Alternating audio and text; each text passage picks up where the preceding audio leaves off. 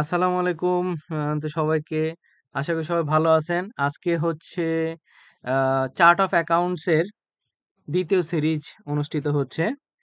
১ম সিরিজে আমরা কুইকবুকস অনলাইনে কিভাবে চার্ট অফ অ্যাকাউন্টস এড করতে হয় ম্যানুয়ালি এবং বাল্ক কোয়ান্টিটিতে আমরা সেই চার্ট অফ অ্যাকাউন্টস এর প্রত্যেকটা নিয়ম আমরা দেখেছিলাম। আজকে আমরা দেখব চার্ট অফ অ্যাকাউন্টস এর বিস্তারিত সিরিজ, যেখানে আমরা প্রত্যেকদিন একটা করে টপিক নিয়ে আলোচনা করব।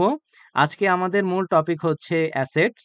এই অ্যাসেট সম্পর্কিত যে চার্ট অফ অ্যাকাউন্টস গুলো আছে, সেটা কোথায়, তার অ্যাকাউন্ট টাইপ এবং ডিটেল টাইপ, এই সম্পর্কিত বিষয় নিয়ে আজকে আলোচনা করব। তো বরাবরের মতো আমি মোহাম্মদ সোহান, সোহান সলিউশনের ফাউন্ডার এবং সিও আপনাদের সাথে আছি। চলুন আজকে আমরা চার্ট অফ অ্যাকাউন্টস এর ২য় সিরিজে অ্যাসেট নিয়ে আমরা একটু আলোচনা করার চেষ্টা করব। তো সর্বপ্রথম আমরা চলে যাব একটা ক্লায়েন্টের ড্যাশবোর্ডে, যেখানে তা আমাদের প্রথমে ট্রানজেকশন থেকে আসবে হচ্ছে চার্ট অফ অ্যাকাউন্টস। এখন যখন আমরা ইম্পোর্ট করতে যাব ম্যানুয়ালি যখন আমরা অ্যাড করতে যাব কোনো চার্ট অফ অ্যাকাউন্টস, তখন আমাদের এখানে অ্যাকাউন্ট টাইপ অনেকগুলা অ্যাভেলেবেল আছে। এর ভিতরে আজকে আমাদের যে মূল আলোচ্য বিষয় সেটা হচ্ছে অ্যাসেটের অংশটা।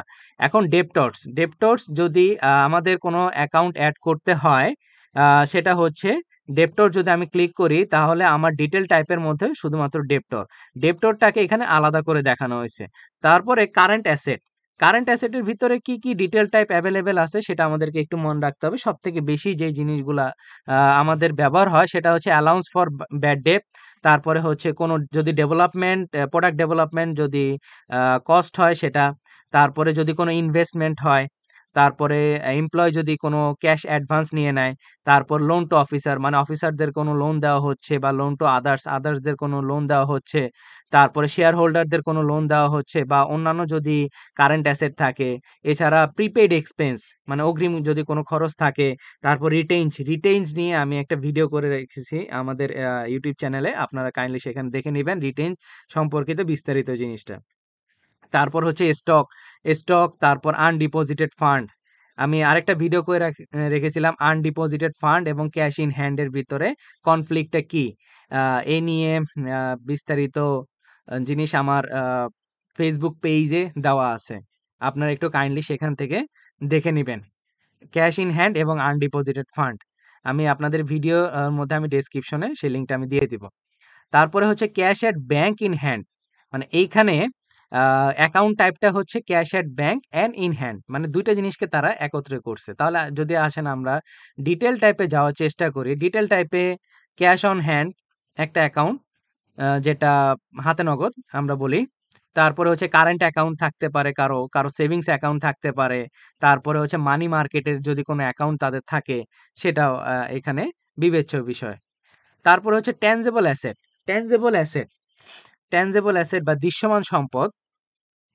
এখানে কুইকবুক জিনিসটাকে আরেকটু বেশি ক্যাটাগরাইজড করার চেষ্টা করেছে।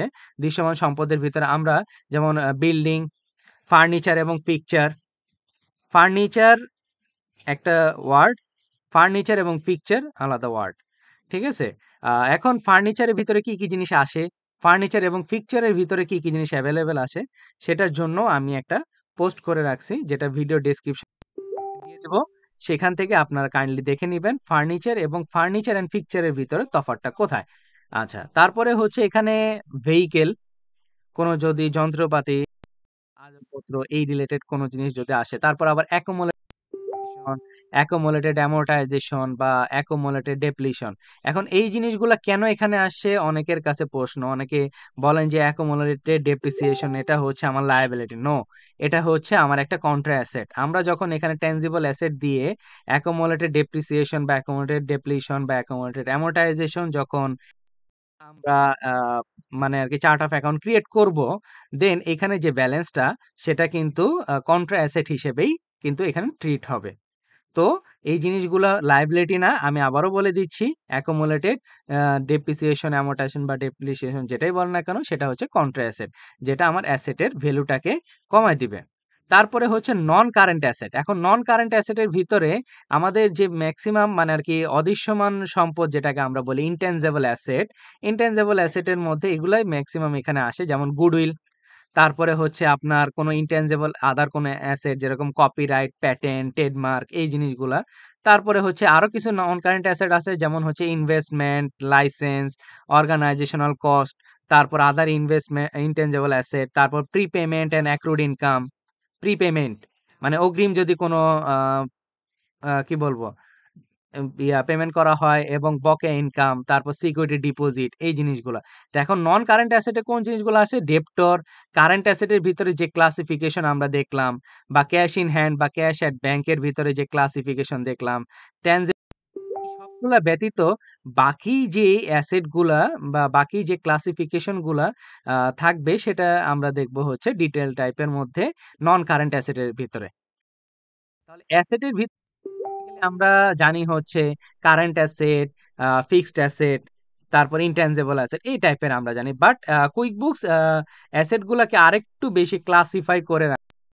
এজন্য আমাদেরকে যখন আমরা কোনো চার্ট অফ অ্যাকাউন্ট ক্রিয়েট করব তখন অবশ্যই সেটার অ্যাসেটের ক্ষেত্রে অ্যাকাউন্ট টাইপটা দেখে নিব যে এই ৫ টার ভিতরে কোনটাতে পড়তেছে। ডেপ্টরস এ, কারেন্ট অ্যাসেট এ, না cash at bank in hand এ, নাকি ট্যানজিবল অ্যাসেট, নাকি নন কারেন্ট অ্যাসেট। এখন এটা অবশ্যই আমরা যে চার্ট অফ অ্যাকাউন্টটা করতেছি তার ন্যাচার অনুযায়ী আমরা দেখব। অ্যাকাউন্ট টাইপটাও তার ন্যাচার অনুযায়ী সিলেক্ট করব এবং যে অ্যাকাউন্ট টাইপটা আমরা সিলেক্ট করব দেন ডিটেইল টাইপটা আমরা সিলেক্ট করব হচ্ছে ওই যে চার্ট অফ অ্যাকাউন্টস আমরা এড করতেছি তার কাছাকাছি বা সেটা এক্সাক্টলি ম্যাচ করতেছে কিনা সেই টাইপের আমরা ডিটেইল টাইপটা আমরা দিব। অবশ্যই মাথায় রাখতে হবে যে চার্ট অফ অ্যাকাউন্টস ক্রিয়েট করার আগে কুইকবুকস আমাদের বাই ডিফল্ট অনেকগুলো চার্ট অফ অ্যাকাউন্টস দেয়। অবশ্যই যদি চার্ট অফ অ্যাকাউন্টস না থাকে দেন আমরা চার্ট অফ অ্যাকাউন্টস গুলাই ক্রিয়েট করতে পারবো। তো আশা করি সবাই ভালো থাকবেন। ইনশাআল্লাহ পরবর্তী ভিডিওতে আমরা লায়াবিলিটি যে বিস্তারিত জিনিসগুলো আছে, কোথায় অ্যাকাউন্ট টাইপ এবং ডিটেইল টাইপ গুলাকে নিয়ে আপনাদের সামনে তুলে ধরার চেষ্টা করব। টিল দেন সবাইকে ধন্যবাদ। আসসালামু আলাইকুম।